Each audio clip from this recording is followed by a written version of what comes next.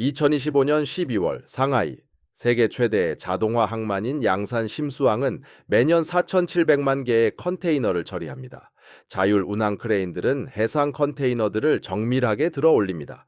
인공지능 시스템은 180 개국 전역의 목적지로 화물을 보냅니다. 이 모든 운영 과정에 미국산 부품은 단 하나도 없습니다.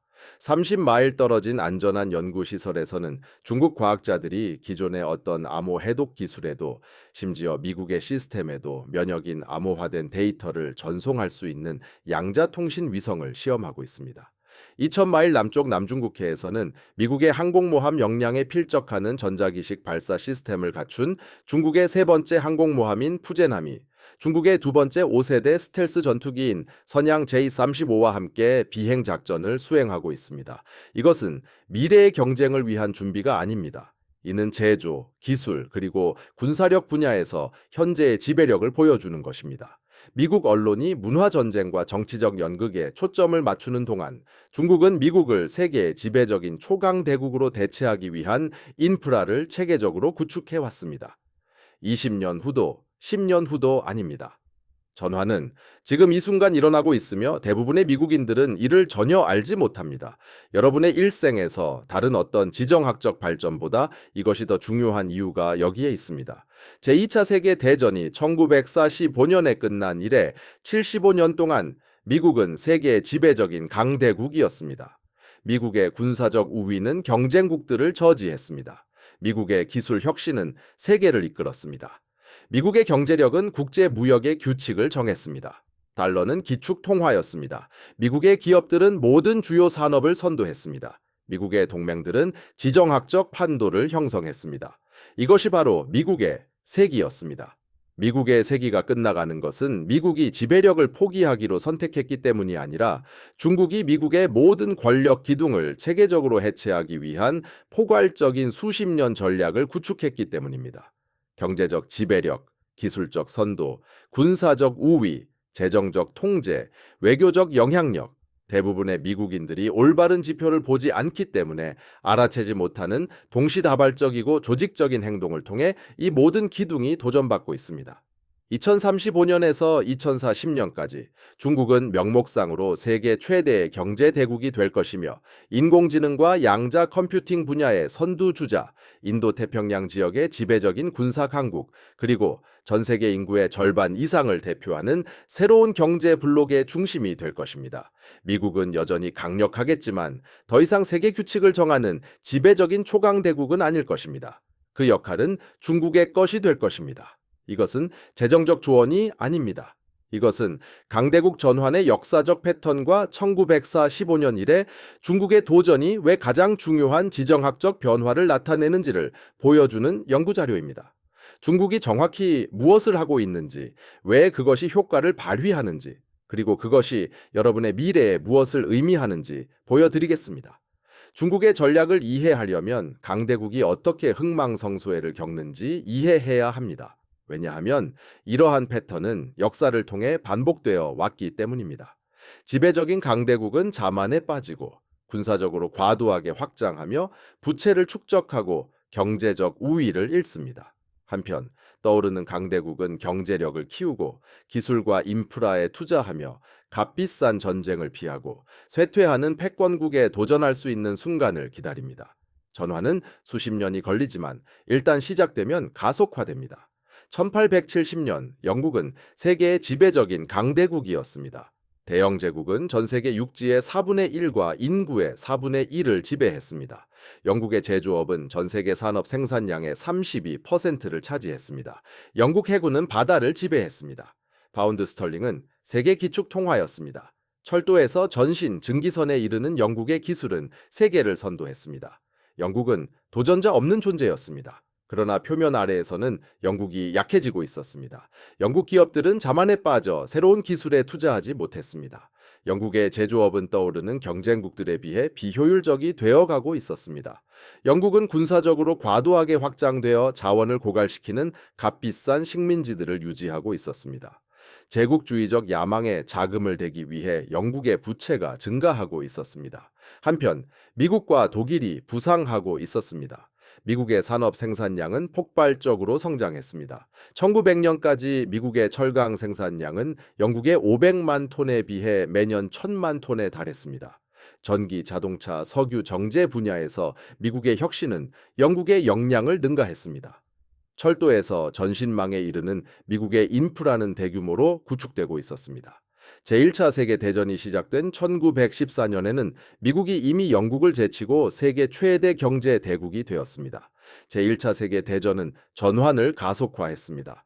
영국은 1914년에 전쟁에 참전하여 1918년에 승리했지만 파산한 상태로 나타났습니다.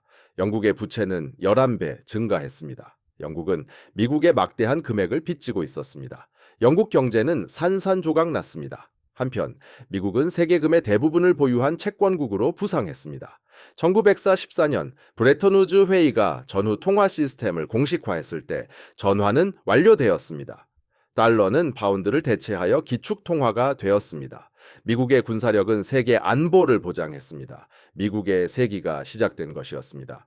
영국의 지배력에서 미국의 지배력으로의 전환은 1870년부터 1944년까지 74년이 걸렸습니다. 이는 명확한 패턴을 따랐습니다. 쇠퇴하는 강대국이 과도하게 확장하고 부채를 축적하는 동안 경제적 부상, 기술적 선도, 재정적 강점, 그리고 군사력이 모두 구축되었습니다. 이제 이 패턴을 오늘날에 적용해 봅시다. 2025년의 미국은 1914년의 영국과 놀랍도록 흡사해 보입니다. 미국은 군사적으로 과도하게 확장되어 80개국의 750개의 기지를 유지하고 자원을 고갈시키는 값비싼 전쟁을 벌이고 있습니다. 미국의 국가 부채는 36조 2천억 달러로 폭발적으로 증가하여 국내 총생산의 125%에 달합니다. 미국의 인프라는 노후화되고 있습니다. 미국의 제조업은 해외로 이전되었습니다. 핵심 부문에서 미국의 기술적 지배력은 도전을 받고 있습니다. 그리고 미국의 정치적 기능 장애는 쇠퇴를 되돌리기 위해 필요한 장기적인 전략적 계획을 가로막고 있습니다. 한편 중국은 미국이 영국을 제치고 패권을 차지했던 것과 동일한 전략을 따르고 있습니다. 제조업 우위를 통해 경제력을 구축하고 인프라와 기술에 막대한 투자를 하며 막대한 비용이 드는 해외 전쟁을 피하고 금과 자원을 축적합니다. 그리고 쇠퇴하는 패권국이 과도한 확장과 부채로 약해지기를 기다린 다음 모든 영역에서 체계적으로 도전하는 것입니다. 이제 중국이 미국의 패권을 해체하기 위해 사용하는 5가지 구체적인 메커니즘을 살펴보겠습니다. 이는 단순히 하나의 분야나 정책에 관한 것이 아닙니다. 경제, 기술, 군사력, 금융, 외교 등 모든 분야에 걸쳐 동시에 실행되는 조정되고 포괄적인 전략입니다. 첫 번째 메커니즘은 제조업 규모를 통한 경제적 지배력입니다. 중국은 전 세계 제조업 생산량의 3분의 1을 넘게 차지하는 세계 최대 제조업 국가입니다. 이것을 비유하자면 중국은 미국, 독일, 일본, 그리고 대한민국을 합친 것보다 더 많은 공산품을 생산합니다. 이는 단지 저렴한 플라스틱 장난감에 그치지 않습니다. 모든 부문에서 첨단 제조업을 의미합니다. 중국은 전 세계 태양광 패널의 60%, 리튬 이온 배터리의 75%, 전자제품 및 방위 시스템에 사용되는 히토류 자석의 80%, 전 세계 스마트폰의 70%, 그리고 전 세계 철강의 50%를 생산합니다. 중국은 전 세계 다른 모든 국가를 합친 것보다 더 많은 선박을 건조합니다. 중국은 다른 모든 국가를 합친 것보다 더 많은 전기차를 생산합니다. 중국은 다른 어떤 국가보다 더 많은 산업용 로봇을 제조합니다. 이러한 제조업의 지배력은 전략적 지렛대 역할을 합니다. 필수품 생산을 통제하면 공급망을 통제하게 됩니다. 공급망을 통제하면 어떤 국가가 핵심 제품에 접근할 수 있는지를 통제하게 됩니다. 그리고 접근을 통제하면 지정학적 힘을 갖게 됩니다. 미국은 코로나 사태 동안 항생제의 95%, 원료 의약품의 80%, 그리고 개인 보호 장비의 70%가 중국에서 생산되던 당시 쓰디쓴 교훈을 얻었습니다. 공급망이 붕괴되자 미국은 제조업 생산 능력이 더 이상 존재하지 않았기 때문에 필수품을 국내에서 생산할 수 없었습니다. 공장들은 중국으로 이전한 상태였습니다. 그러나 제조업은 단지 기반일 뿐입니다. 중국은 세계의 공장 역할에만 머무르지 않습니다. 중국은 더 높은 수익을 창출하고 전략적 종속성을 만들어내는 첨단 기술 제조업으로 가치 사슬을 따라 올라가고 있습니다. 중국의 수출은 저부가가치 상품에서 고부가가치 기술 제품으로 전환되고 있습니다. 2010년에는 중국 수출의 30%가 첨단 기술 제품이었습니다. 2024년에는 중국 수출의 50% 이상이 반도체, 통신 장비, 항공 우주 부품, 전기차, 그리고 첨단 기계를 포함한 첨단 기술 제품으로 분류됩니다.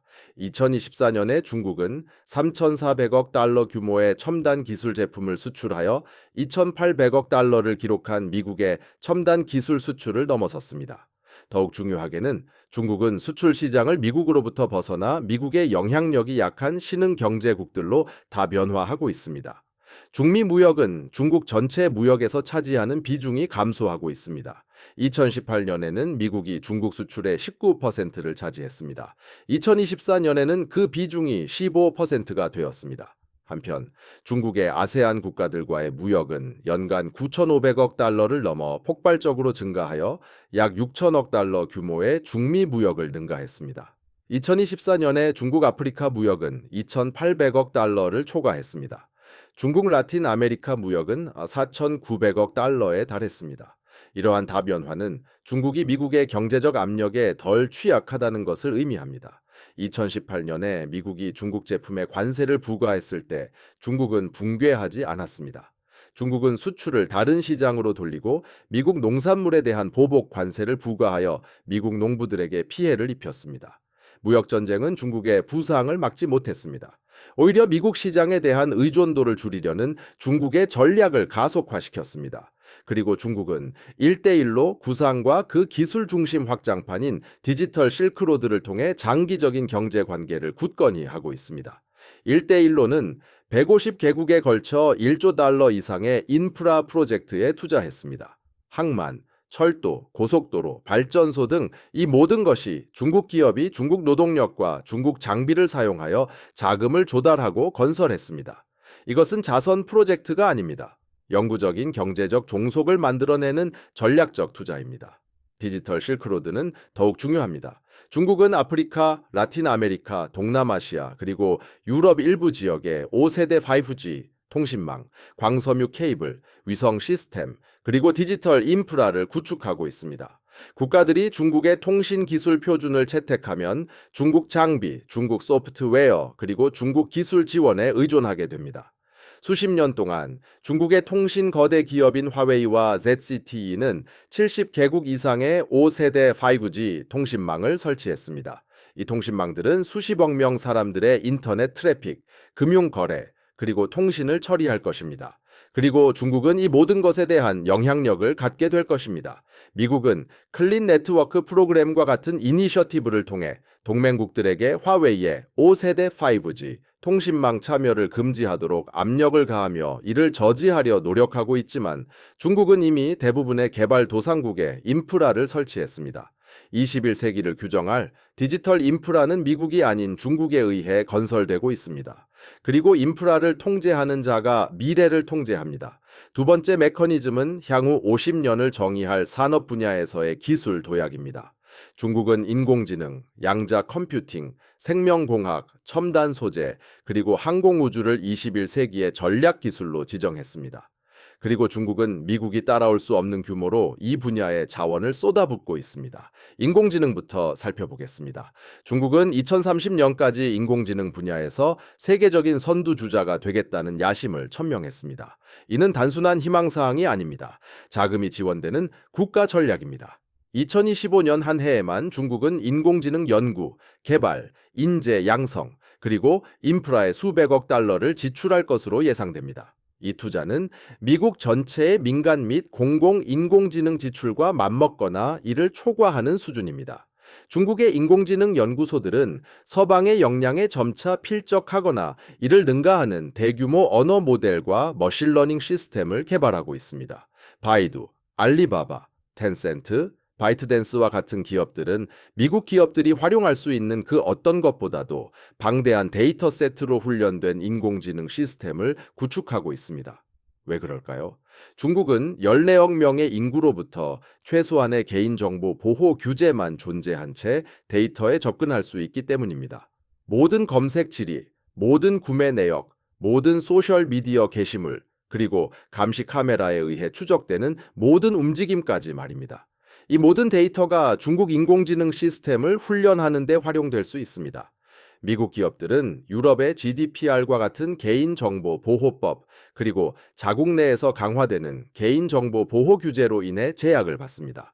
중국 기업들은 그러한 제약에 직면하지 않습니다. 이러한 데이터 우위는 중국 인공지능 시스템이 더 많은 사례로 더 빠르게 훈련될 수 있음을 의미하며, 이는 더 나은 현실 세계 성능으로 이어집니다. 그리고 인공지능은 21번째 세기의 근간이 되는 기술입니다. 인공지능은 자율주행차, 로봇공학, 신약 개발, 금융 시스템, 군사 표적화, 사이버 보안, 그리고 사실상 모든 다른 중요한 분야에서 누가 주도권을 잡을지 결정할 것입니다. 만약 중국이 2030년까지 인공지능 지배력을 달성한다면 시간이 지남에 따라 복합적으로 커지는 영구적인 기술적 우위를 갖게 될 것입니다. 중국은 또한 양자 컴퓨팅 분야에서도 앞서 나가고 있습니다. 이는 모든 기존 암호화를 해독하고 컴퓨팅 능력을 혁신할 수 있는 기술입니다. 민간 기업들이 경쟁하는 미국의 분산형 접근 방식과 달리 중국의 양자 프로그램은 무한한 자금 지원과 중국 최고의 과학 인재에 대한 접근권을 가진 국가기관을 통해 긴밀하게 조정됩니다. 중국 과학자들은 도청이 불가능한 암호화된 데이터를 전송할 수 있는 양자 통신 위성을 이미 입증했습니다. 중국은 스텔스 항공기를 탐지할 수 있는 양자 레이더 시스템을 구축했습니다. 이것들은 미래의 프로젝트가 아닙니다. 이것들은 오늘날 배치되어 운용 중인 시스템들입니다. 하지만 아마도 중국의 가장 중요한 기술적 우위는 모든 첨단 기술을 가능하게 하는 핵심 소재에 대한 통제력일 것입니다. 중국은 전자제품, 방위 시스템, 전기차 배터리, 풍력 터빈, 그리고 첨단 제조의 필수적인 광물인 히토류 원소의 전 세계 생산을 지배하고 있습니다. 중국은 전 세계 히토류의 60%를 생산하고 85%를 정제합니다. 미국은 10%를 생산하고 국내에서는 거의 정제하지 않습니다. 2025년 베이징은 히토류와 핵심 자석 소재에 대한 엄격한 수출 통제를 가했습니다. 이것은 무작위가 아니었습니다. 이것은 전략적 지렛대였습니다. 공급망의 가장 아래 단계에서 소재를 통제함으로써 중국은 공급망의 가장 위 단계에 있는 완제품의 생산을 압박할 수 있습니다. 만약 중국이 전기 모터에 사용되는 히토류인 너디뮴의 수출을 제한하면 미국과 유럽의 전기차 생산은 둔화될 것입니다. 만약 중국이 반도체의 필수적인 갈륨과 게르마늄을 제한하면 서방의 칩 생산은 타격을 입을 것입니다. 미국은 히토류 가공 능력을 재건하려고 노력하고 있습니다. 하지만 이는 수년의 시간과 수십억 달러의 투자를 필요로 합니다. 그동안 중국은 40년에 걸친 인프라, 전문 지식, 그리고 규모의 경제를 갖추고 있습니다. 미국은 빠르게 따라잡을 수 없으며 중국은 이를 알고 있습니다. 세 번째 기제는 세계를 정복하기 위함이 아니라 아시아에서 미국이 힘을 투사할 능력을 거부하기 위해 설계된 군사 현대화입니다. 이는 중국 전략의 가장 가시적이며 가장 우려스러운 요소입니다. 75년 동안 미국의 군사적 우위는 의심의 여지가 없었습니다. 미 해군은 대양을 지배했습니다. 미 공군은 하늘을 지배했습니다. 미국의 기술은 어떤 경쟁자보다도 한 세대 앞서 있었습니다. 어떤 나라도 미국에 군사적으로 도전할 수 없었습니다. 그 시대는 끝나가고 있습니다. 지난 15년간 중국은 인민해방군을 영토방어군에서 완전히 역량을 갖춘 다연격 전략군으로 체계적으로 변모시켰습니다. 인민해방군 해군은 이제 370척이 넘는 함선을 보유하여 미 해군의 290척에 비해 함선 수로는 세계에서 가장 큰 해군이 되었습니다. 더 중요한 것은 중국이 미국이 따라잡을 수 없는 속도로 현대적이고 유능한 함선을 건조하고 있다는 것입니다. 중국은 12년 동안 3척의 항공모함을 진수했습니다. 가장 최근에 2024년에 취역한 푸젠함은 미국의 최신 항모인 USS 제럴드 R 포드함의 기술과 맞먹는 전자기식 사출 시스템을 특징으로 합니다.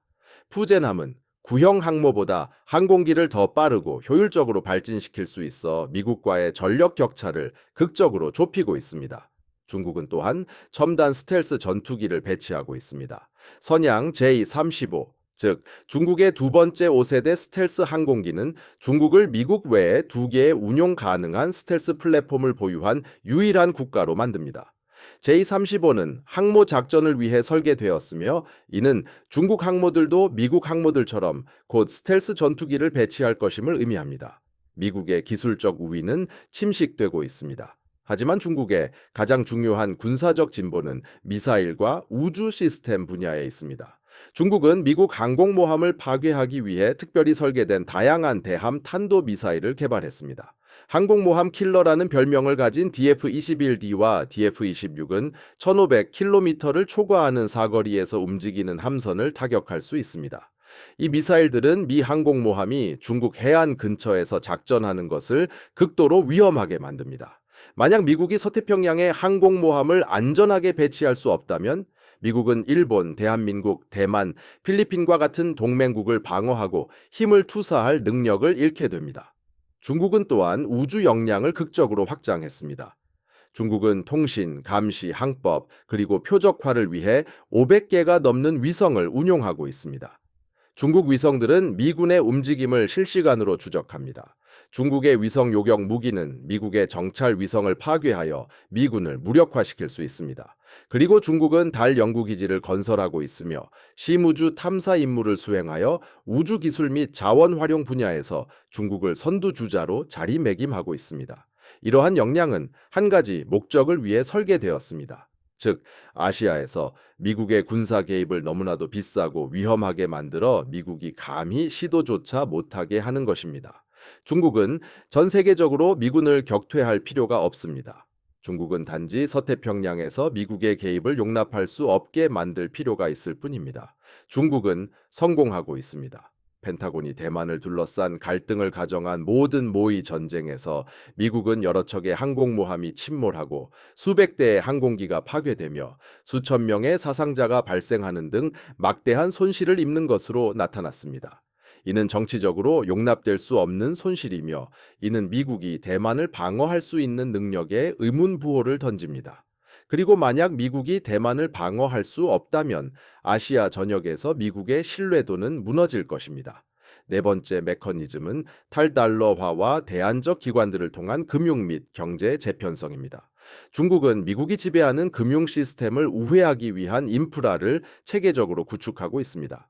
이전에 자세히 논의했듯이 중국은 브릭스 확장의 견인차 역할을 하고 있으며 양자통화 무역협정과 대규모 금 축적을 포함한 탈달러화 메커니즘을 주도하고 있습니다.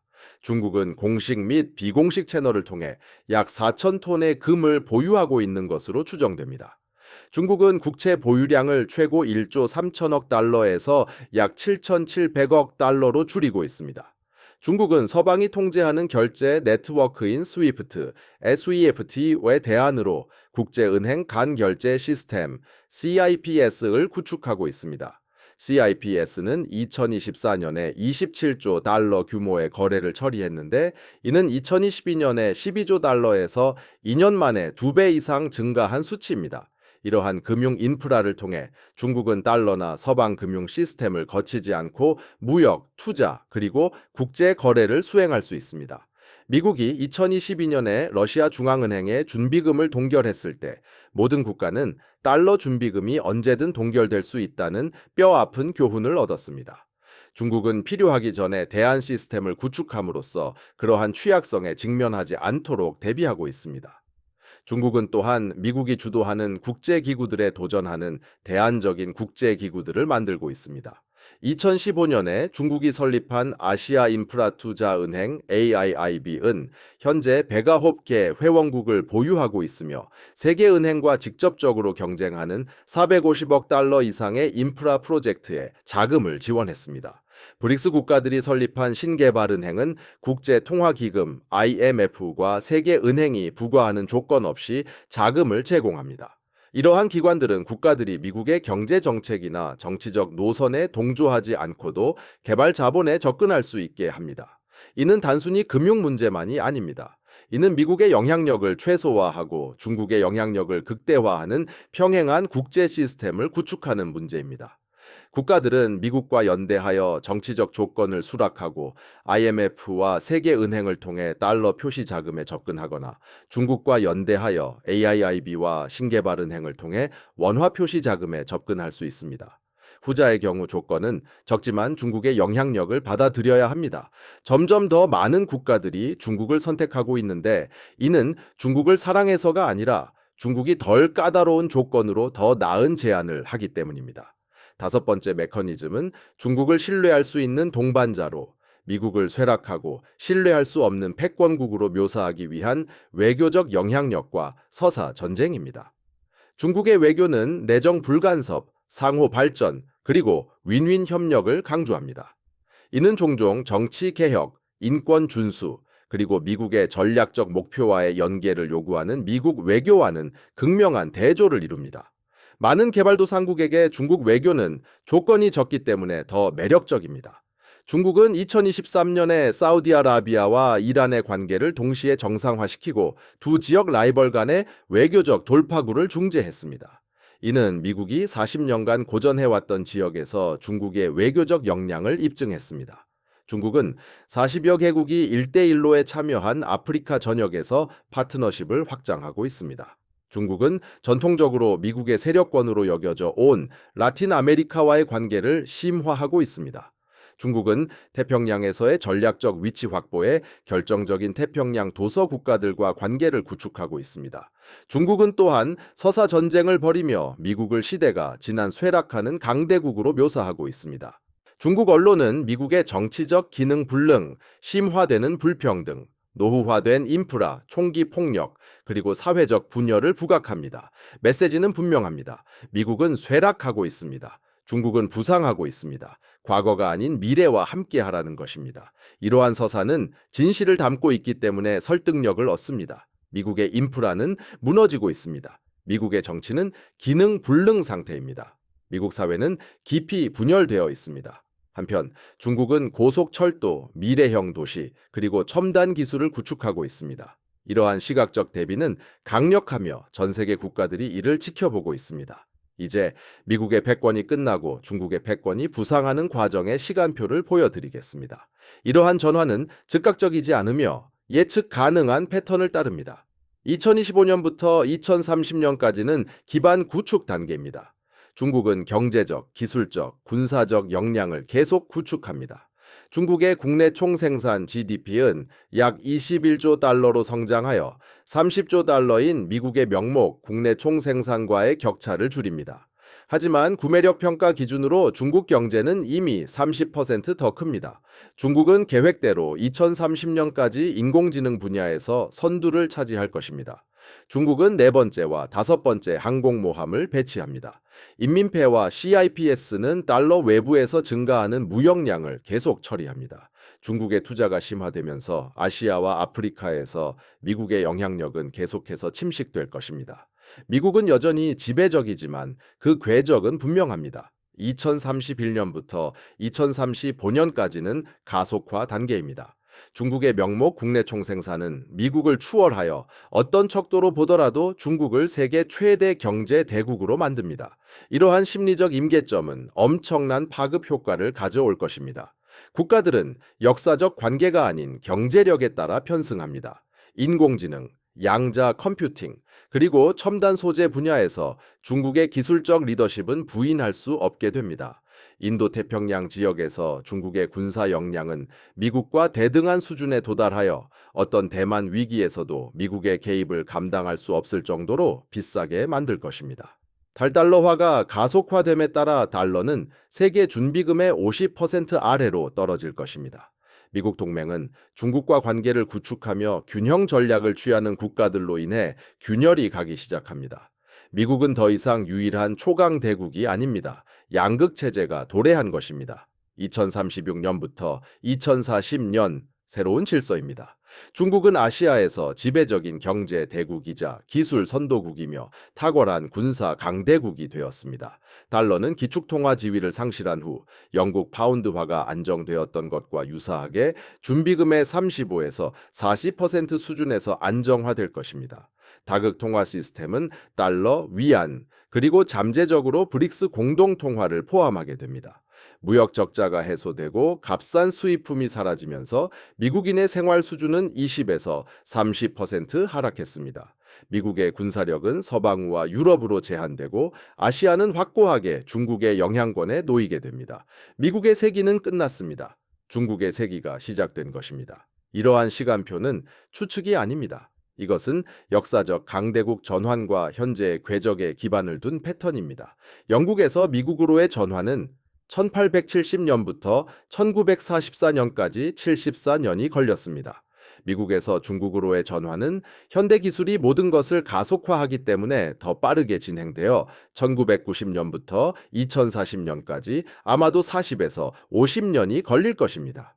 이제 저는 여러분의 평생에 걸쳐 가장 큰 지정학적, 경제적 변화가 될 이 전환으로 누가 이득을 보고 누가 손해를 볼지 보여드리겠습니다. 중국은 분명히 승리합니다. 중국은 세계 최대의 경제 대국, 기술 선도국, 해당 지역의 지배적인 군사 강국, 그리고 새로운 경제 블록의 중심이 됩니다. 중국 기업들은 전 세계 산업을 지배할 것입니다. 위안화는 주요 기축 통화가 될 것입니다. 중국의 문화적 영향력은 전 세계로 확산될 것입니다. 이것은 중국이 공표한 목표이며 중국은 그 목표를 달성할 궤도에 올라섰습니다. 중국과 연대한 국가들은 승리합니다.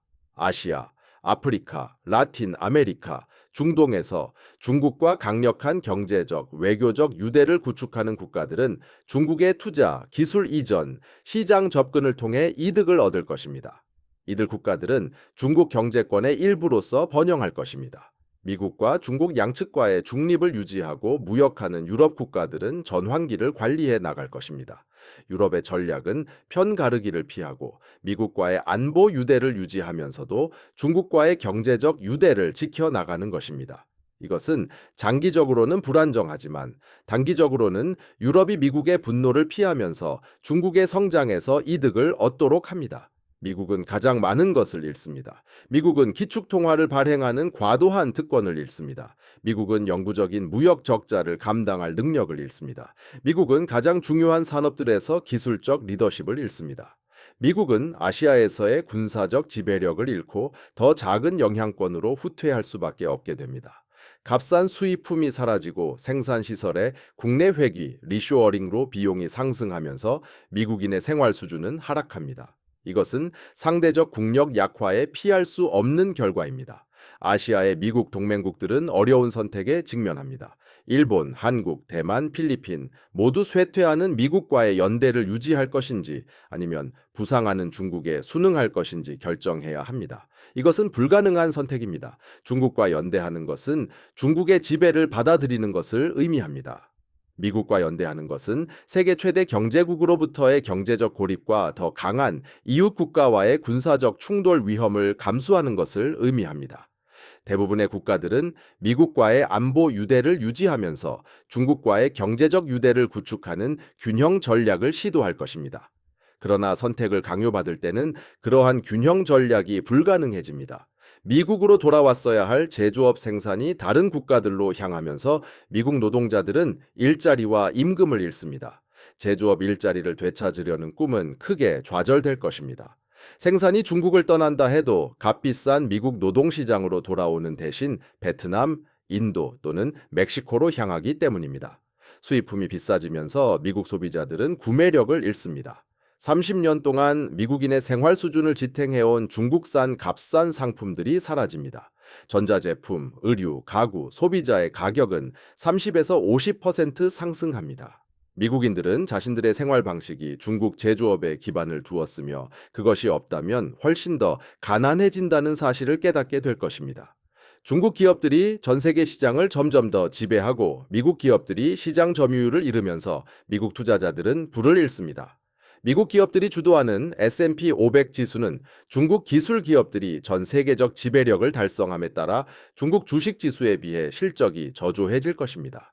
이 전환으로 인한 부의 이전은 30년 동안 20에서 30조 달러에 달하며 미국의 경제적 이익에서 중국 및 연대 국가들로 흘러갈 것으로 추정됩니다. 이제 저는 중국이 비틀거릴 것이라는 주장, 중국 경제가 붕괴할 것이라는 주장, 인구 통계가 중국을 파멸시킬 것이라는 주장, 권위주의가 혁신을 방해한다는 주장에 대해 말씀드리겠습니다. 이러한 주장들은 쇠퇴를 받아들이려 하지 않는 미국인들의 희망사항일 뿐입니다. 네, 중국은 도전 과제에 직면해 있습니다. 중국의 인구는 고령화되고 있습니다. 중국의 부채는 높습니다. 중국의 정치 체제는 권위주의적이며 억압적입니다. 그러나 이러한 도전 과제들이 중국이 쇠퇴하는 미국을 추월하는 것을 막지는 못합니다. 영국은 1900년에 도전 과제에 직면했지만 미국은 여전히 영국을 추월했습니다. 중국의 도전 과제는 미국의 구조적 문제에 비하면 관리 가능한 수준입니다. 미국의 도전 과제가 더 심각합니다. 미국은 정치적으로 기능 부전 상태이며 교착 상태로 인해 인프라, 부채 또는 전략적 계획에 대한 조치가 불가능합니다. 미국은 사회적으로 깊이 분열되어 있으며 제도에 대한 신뢰는 사상 최저 수준입니다. 미국은 상환 계획 없이 36.2조 달러의 부채를 축적했습니다. 미국은 제조업 기반을 해외로 이전했으며 이를 신속하게 재건할 수 없습니다. 미국은 군사적으로 과도하게 확장되었고 재정적으로 제약받고 있습니다. 중국의 체제는 억압적이지만 장기적인 전략 계획과 신속한 자원 동원을 가능하게 합니다. 중국이 고속철도 건설을 결정하면 15년 만에 42,000km를 건설합니다. 미국이 고속철도 건설을 결정하면 20년을 토론하는 데 보내고 아무것도 만들어내지 못합니다. 중국이 태양광 패널 생산을 지배하기로 결정하면 해당 산업에 보조금을 지급하고 10년 만에 전 세계 시장 점유율 60%를 달성합니다. 미국이 반도체 제조를 재건하려 할 때 법안을 통과시키고 이행에 대해 논쟁하며 시설 착공에 수년이 걸립니다. 중국의 권위주의 시스템은 전략적 경쟁에서 이점을 가집니다. 자원을 집중하고 반대 의견을 억누르며 수십 년에 걸쳐 일관성을 유지할 수 있습니다. 미국의 민주주의 시스템은 도덕적으로는 우월할지 몰라도 4년마다 리더십이 바뀌고 정당 간의 싸움이 지속적인 전략 수립을 방해하기 때문에 장기적인 경쟁에는 취약합니다. 그렇다면 어떻게 해야 할까요? 중국이 지배적인 강대국이 될 세상에 어떻게 대비해야 할까요? 첫째, 현실을 받아들이십시오. 미국의 세기는 저물고 있습니다. 현재로서는 중국의 부상은 되돌릴 수 없는 상황입니다. 이 사실을 빨리 받아들일수록 그에 맞춰 더 빨리 대비할 수 있습니다. 둘째, 지리적, 재정적으로 분산 투자하십시오. 미국 자산이 계속해서 탁월한 성과를 낼 것이라고 가정하지 마십시오. 아시아 시장, 중국과 연계된 신흥 시장, 그리고 미래 산업을 지배할 중국 기업들에 대한 투자를 고려하십시오. 이것은 미국 투자를 포기하라는 의미가 아니라 쇠퇴하는 강대국에 100% 집중하지 말라는 뜻입니다. 셋째, 중국에 대해 배우십시오. 대부분의 미국인들은 중국 역사, 문화, 언어 또는 전략적 사고방식에 대해 아무것도 모릅니다. 중국이 21세기를 지배할 것이라면 중국을 이해하는 것이 필수적입니다. 중국 역사를 읽으십시오. 가능하다면 중국어를 배우십시오. 중국 지도자들이 어떻게 생각하는지 이해하십시오. 이 지식은 귀중할 것입니다. 넷째, 다극화된 세상에서 가치 있는 기술을 개발하십시오. 만약 당신의 경력이 미국의 지배력에 달려 있다면 당신은 취약해질 것입니다. 기술, 공학, 과학, 그리고 국제 비즈니스 분야의 기술은 계속해서 가치 있을 것입니다. 미국 정부 지출이나 미국 소비자 지출에 의존하는 기술은 더 위험합니다. 다섯째, 더 높은 비용과 낮은 생활 수준에 대비하십시오. 미국 소비를 지탱해 온 값싼 수입품 시대는 끝나가고 있습니다. 물건값이 30에서 50%더 비싸지고 임금은 그에 미치지 못할 세상에 정신적으로나 재정적으로 준비하십시오. 여섯째, 아시아에 주목하십시오. 세계 경제 및 정치 권력의 중심이 동쪽으로 이동하고 있습니다. 베이징, 상하이, 싱가포르, 도쿄, 서울에서 일어나는 일이 워싱턴이나 뉴욕에서 일어나는 일보다 점점 더 중요해지고 있습니다. 아시아를 주시하지 않는다면 미래가 어디에서 만들어지고 있는지 보지 못하는 것입니다.